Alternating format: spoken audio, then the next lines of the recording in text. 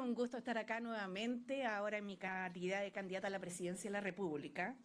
Y quiero decirles que como ha sido muy discutido en nuestro país el problema del estancamiento económico y más preocupante aún la proyección del PIB tendencial hasta el 2030, que realmente es algo que nos debiera ocupar de manera muy efectiva en las tareas desde las políticas públicas que llevemos adelante. Quiero reafirmar aquí que, por cierto, el crecimiento es uno de los pilares de mi gobierno, junto con la seguridad pública y dos temas sociales, el acceso a la vivienda y la mejora en la salud pública. Esos son los tres ejes que van a mover mi gobierno y que efectivamente tienen como motivación poder hacer desde el punto de vista del crecimiento que Chile ojalá logre revertir, cierto, lo que se ha llamado este estancamiento más estructural, que este crecimiento además sea de forma sustentable, considerando además las exigencias del comercio internacional hoy día en materia de la forma de producir y el uso de energías limpias, y que este crecimiento, junto con ser sustentable, genere lo que se denomina trabajo decente en términos de la OIT, y que significa un trabajo con acceso a la seguridad social, con buenos salarios, con horarios adecuados, y donde no haya discriminación entre hombres y mujeres. Creo que esa propuesta de crecimiento para que llegue a la mesa de todos los chilenos y chilenas va a ser algo que va a poner, yo diría, en valor el esfuerzo que podamos hacer como sociedad. A mí me ha llamado mucho la atención las recomendaciones que se han hecho desde la Comisión Nacional de Productividad en los años anteriores, porque de alguna u otra forma ponen el desafío en cosas que uno diría después de tanto tiempo ya debían haber pasado, ¿no? Tenemos el desafío de la digitalización de las empresas, ahora de la incorporación de la inteligencia artificial y la automatización, y cómo esto, en vez de disminuir puestos de trabajo, se convierte en un motor a partir de la reconversión laboral y el desafío del capital humano. Pero hay algo más de fondo que hace que nuestra economía no termine de dar un salto importante. Y en ese contexto, sin duda, si nosotros pensamos en el desarrollo de algunos sectores estratégicos, como tenemos en nuestro país, precisamente a partir de la transición a energías más justas, donde Chile puede ser una gran potencia mundial, creo que son caminos que debiéramos potenciar con mayor fuerza. Tenemos un país que es exportador y me gustaría que a esa exportación pudiéramos agregarle más valor. Creo que sería interesante para el país tener un desarrollo que pudiera encadenarse en la agregación de valor a más empresas de mediano tamaño, de menor tamaño, y que puedan producir, cierto, un virtuosismo que hasta ahora hemos visto se ha mantenido parejo. Vamos a abordar ahora en el debate temas de seguridad, temas de responsabilidad fiscal, de empleo, y yo diría temas que son súper transversales a los que podemos estar en esta sala. Pero el enfoque que, a mi entender, nos va a permitir salir de esta situación es que debemos intentar pensar fuera de la caja. Por eso, cuando hablamos de investigación y desarrollo, y no me cabe duda que todos los programas de gobierno seguramente deben tener algún énfasis en esta materia, la verdad es que tenemos que pensar en una investigación y desarrollo que se ligue a los territorios, que se ligue a las universidades también, y que permita que en una cooperación público-privada esta investigación y desarrollo primero crezca, efectivamente, porque invertimos muy poco en esto, y segundo, lo que se haga no quede exclusivamente privatizado, porque es un desafío para el país el que tenemos acá. Hablamos también mucho de agilizar trámites, ¿cierto?, y de los permisos, pero la verdad es que ahora se ha dado un paso importante, hay que seguir trabajando en eso junto con agilizar inversión pública y atraer inversión privada al tiro. 30 segundos.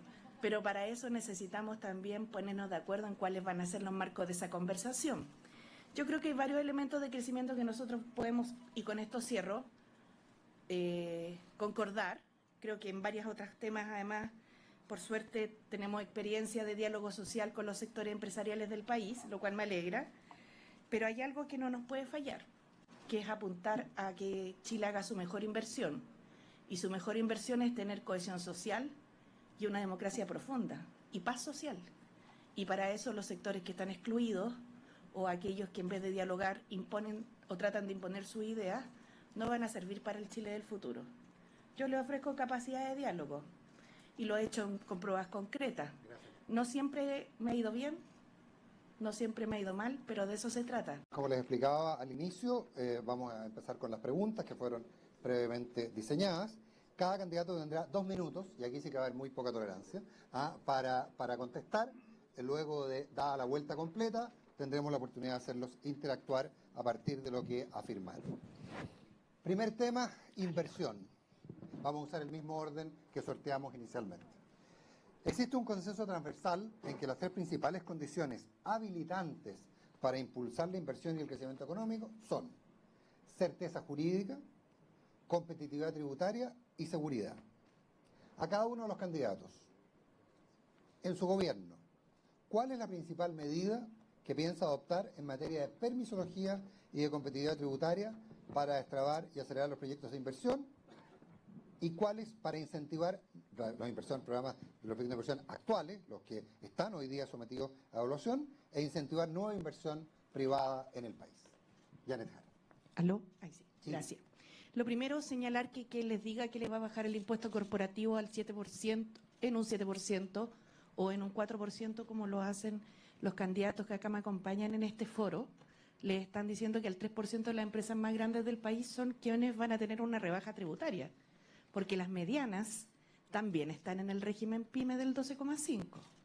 Y yo veo difícil que esa promesa se pueda cumplir. ¿Saben por qué? Porque los ingresos fiscales son escasos y tenemos que controlar el nivel de la deuda pública. Y si tenemos menos ingresos, la deuda pública va a crecer y el crédito se va a encarecer para ustedes y para el fisco.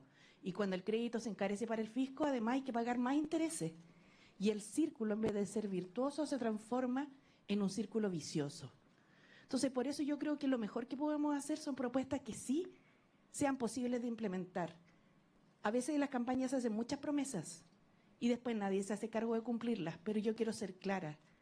Es bien difícil que aquí el impuesto corporativo se baje si a la vez se quiere mantener la deuda pública controlada. Y a partir de eso les puedo decir la respuesta que mis colegas acá presentes les van a decir, es que vamos a despedir a todos los operadores políticos. Pero también les quiero decir que estoy completamente de acuerdo con eso, pero eso no va a solucionar el problema de la magnitud del presupuesto. Si aquí el presupuesto de Chile se gasta en la PGU, se gasta en las pensiones de las Fuerzas Armadas, en la salud, en la educación, en eso se gasta el presupuesto. Entonces la mejor inversión o promoción de la inversión que podemos hacer para Chile es hacer propuestas que sean responsables y cumplibles y hablar con la verdad siempre. Yo les quiero decir que Chile tiene grandes oportunidades, sobre todo en materia de transición energética, pero tiene que desarrollar más capital humano avanzado. Y ese es un desafío, dado el cambio cierto hoy día en todo el sistema productivo. Seguramente, con una orientación estratégica vamos a poder reforzar nuestra capacidad exportadora, que si bien se ha ido recuperando, necesita crecer aún más. Y lo voy a dejar hasta ahí porque me tengo que atener al tiempo. Muchas gracias. Me hizo muy fácil el panel la candidata Janet Jara, porque los hizo contestar respecto a las mismas afirmaciones que iban a decir en el futuro, pero lo cual agradezco porque me evita la discusión sobre varios puntos. Janet, usted planteó que cualquier rebaja de impuestos, dada la estructura tributaria actual, iba a beneficiar solo a las grandes empresas. ¿Eso implica que un beneficio para las grandes empresas no es bueno para el país? ¿Esto es con contrapregunta o vamos a pasar a No, era una pregunta la que estaba haciendo. Perdona, es que pensé que pasábamos al otro tema. No. No, mira, solo quiero ser clara. Aquí el 97% de las empresas está calificada como PYME por impuestos internos, tributan con el 12,5%. Entonces aquí el punto es que se está pidiendo a las grandes empresas, que son las más robustas en nuestra economía, que a ellas se le va a bajar el impuesto, cuando el grave problema que tenemos es precisamente en las pymes, y que son además quienes más generan empleo. Entonces es una conversación que hay que transparentar, que hay que decirla con todas sus letras. Yo sé que a muchos puede que no les gusta a lo mejor, porque a veces hay verdades que son incómodas, pero eso es lo que aquí se les está proponiendo por los dos candidatos que me acompañan en esta mesa. Bajarle los impuestos a las empresas que generan más utilidades en el país, porque están clasificadas por su tamaño en función de sus utilidades. Entonces es una propuesta bien contrasentido de lo que Chile necesita. Eso por el lado de los ingresos y por el lado de los gastos, porque además algunos de ellos además junto con bajar la tasa, está proponiendo reintegrar completamente el impuesto. Que esto significa que lo que la empresa paga sea un descuento para los asociados. Entonces, a lo mejor algunos pueden estar pensando que a ellos les va a ir mejor y van a pagar menos global. Pero yo estoy aquí de candidata a la presidencia para pensar en Chile. Y en Chile no lo compone un puro segmento de ciudadanos. Hay una gran mayoría que está en situación precaria desde hace mucho tiempo. Y se requiere más cohesión social. Esa es la mejor inversión que podemos hacer. Y de verdad, miren, aquí yo tengo un listado de cosas que se pueden habilitar, ¿cierto?, para poder mejorar las capacidades productivas del país. Pero si el mensaje de fondo aquí no se entiende y se cree que solo se va a seguir creciendo en función de cada quien y de su propio beneficio, vamos a estar mal. Vamos a estar mal realmente. En Chile, el 70% de la gente que tiene un salario está en menos de 800.000 pesos. Entonces hay una distribución muy inequitativa. Y pensar en hacer una reforma que en vez de ser progresiva es regresiva en materia de impuestos, es decir, en vez de los que ganan más paguen más, sino que al revés, es realmente un tremendo retroceso. Piensen en eso. Yo lo dejo sobre el punto, seguramente no me gane ningún voto en este foro, pero prefiero decir la verdad. Evelyn.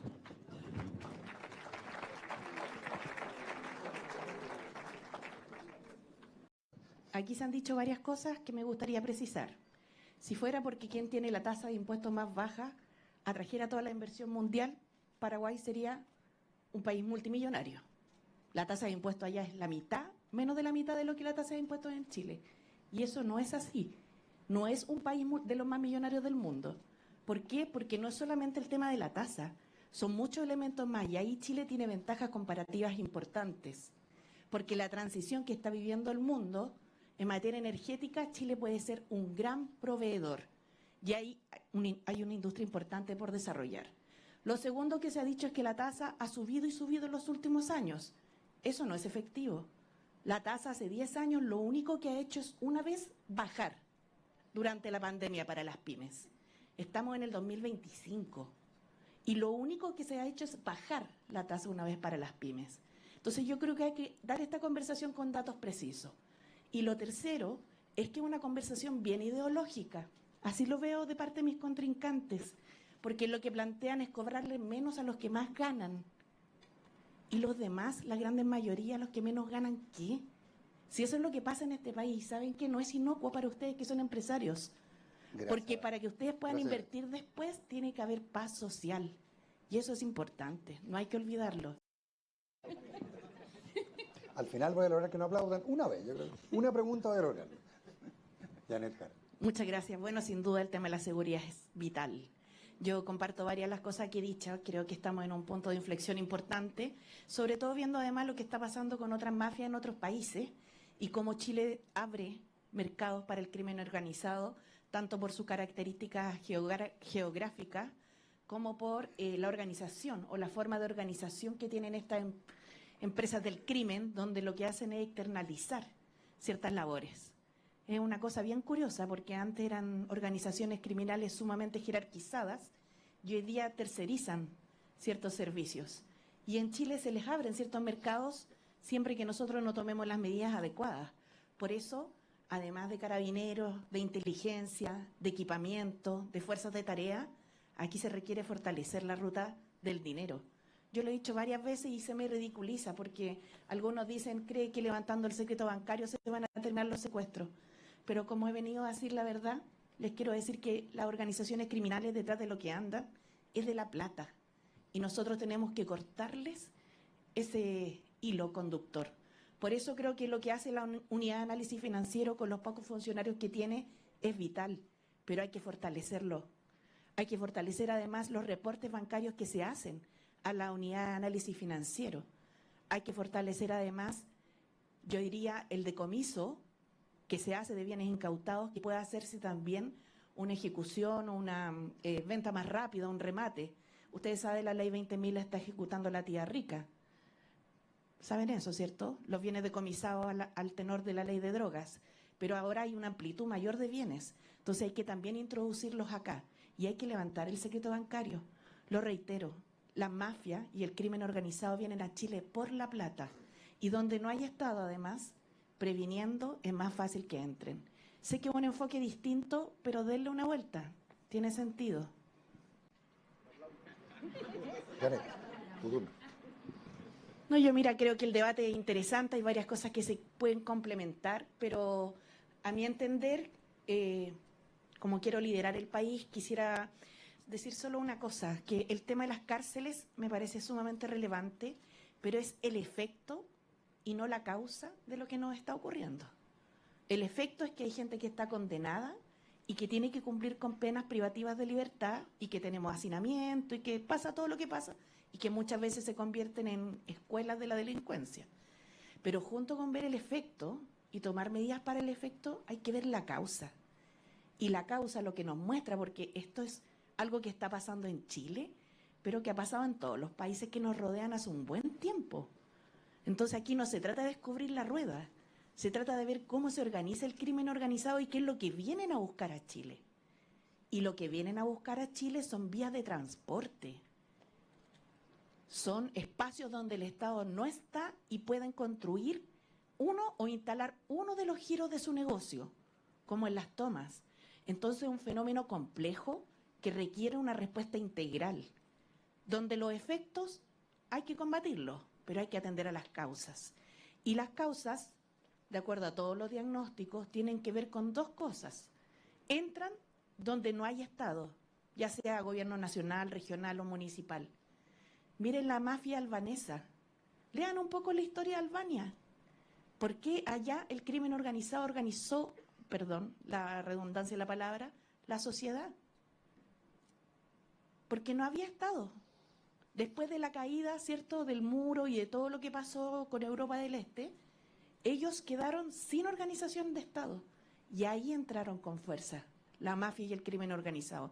Y hoy día es una mafia tremenda, que mueve por el Atlántico grandes toneladas de droga.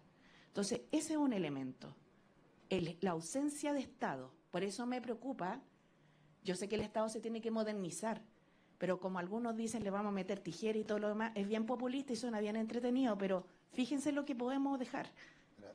Es vulnerable. Y lo segundo, y con esto termino, es el dinero que ya lo señalé. Bueno, yo creo que la mejor receta para que haya más empleo es crecer más.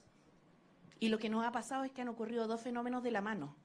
Por un lado, ha crecido la fuerza de trabajo, es decir, más gente sale a buscar pega todos los meses, lo cual es bueno porque habla de una sana expectativa, pero se ha retardado la aceleración de puestos de trabajo.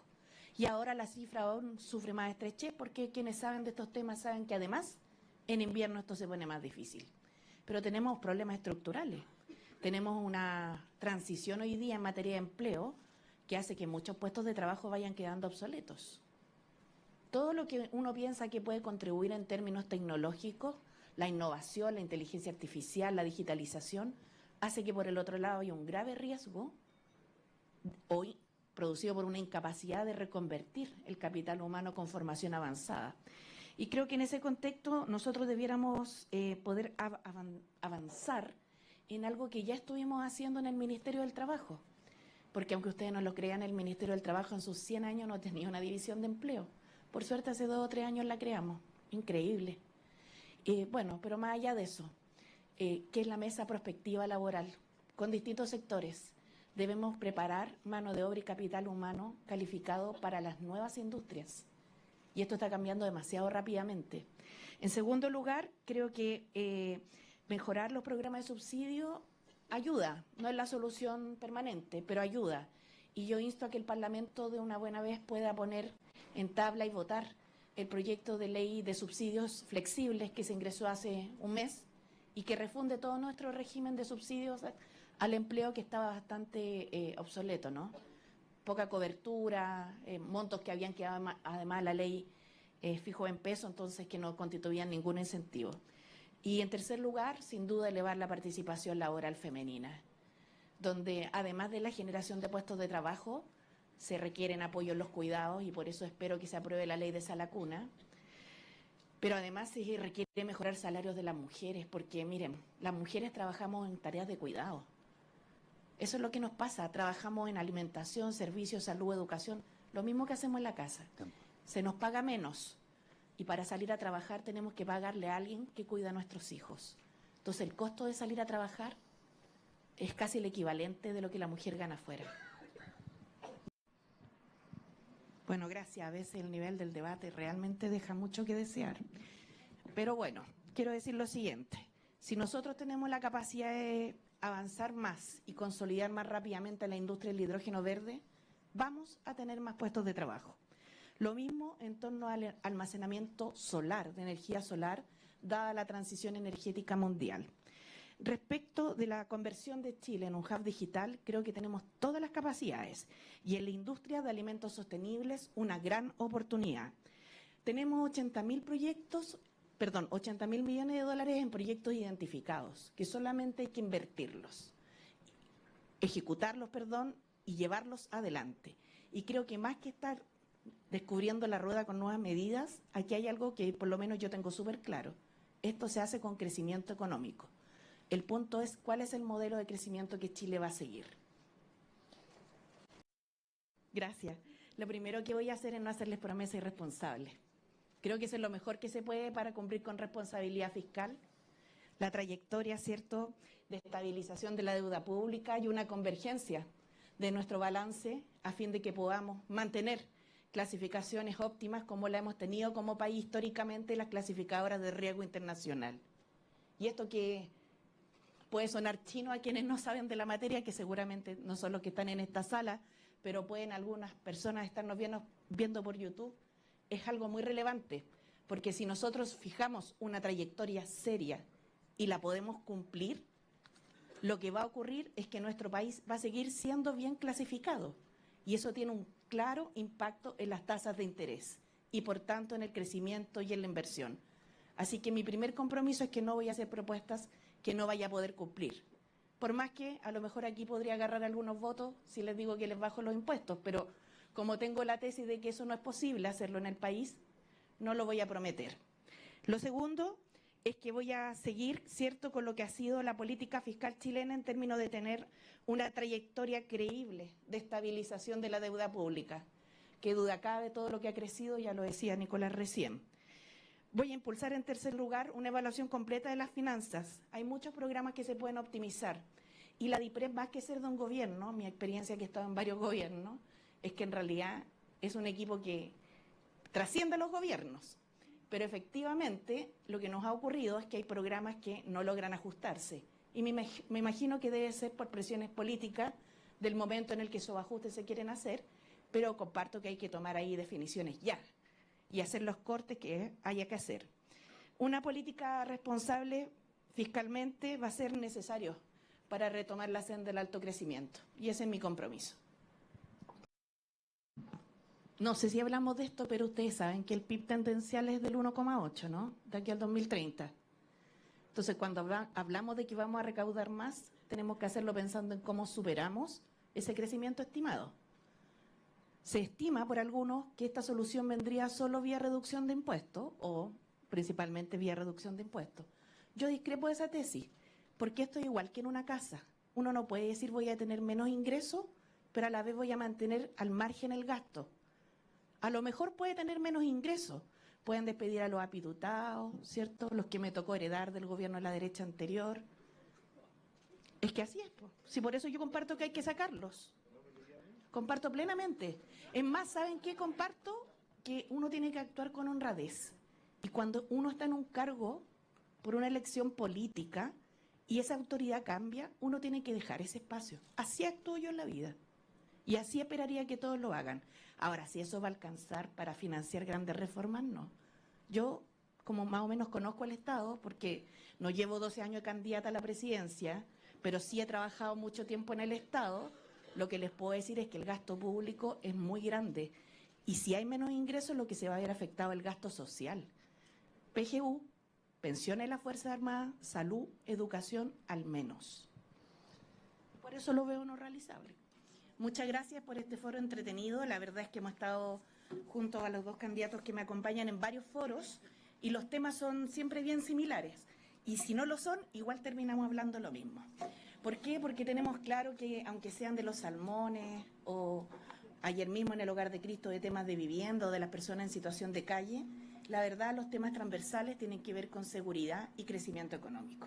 Y eso para mí es algo prioritario, porque tengo un claro sentido de la realidad de que si el país no avanza, si no hay más empleo, si no hay mejores salarios, si no hay más inversión y más tranquilidad para vivir, la verdad es que Chile es un país que se agrieta en vez de fortalecerse. Sí creo que en nuestro país hay grandes oportunidades y convivo con una esperanza y un optimismo sin ninguna duda.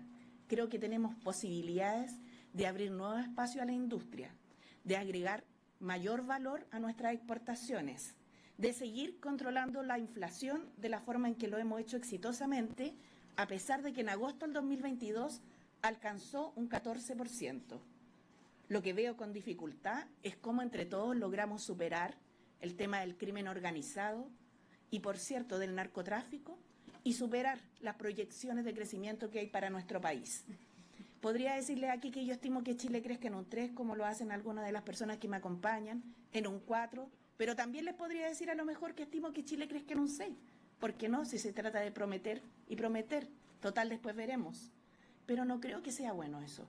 Creo que mejor hay que hablarse con la verdad y ver quién puede contribuir más con su liderazgo a que Chile se encuentre y no se desencuentre, a que la conflictividad social baje y no nos pase, como me tocó alguna vez asumir en un gobierno anterior, donde había paro portuario, paro de los trabajadores recolectores de la basura y paro por negociación colectiva de la minera privada más importante del país, generando cada día de movilización un alto impacto en el PIB. Eso pasa cuando los puentes se quiebran. Eso pasa cuando el discurso lo único que hace es repetir ciertos eslogans y no da cuenta de la realidad y la diversidad chilena. Y a mí me gustaría que en mi gobierno, ojalá todos, incluidos la gran mayoría del país, también pudieran tener un lugar en la mesa.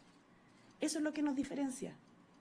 Yo sé el valor del sector privado y no tengo ni una duda en el gran aporte que pueden hacer, pero eso no se hace solos ni dejando fuera a los demás. No se hace solo pensando en el beneficio personal. Hay que pensar un poquito más allá, porque en esta lógica en la que hemos estado todos pensando solo en el beneficio personal, lo que nos ha pasado es que llevamos 15 años estancados. Entonces, hay que pensar afuera de la caja y ver cómo solucionamos para adelante. Esa es mi disposición. Y agradezco la invitación.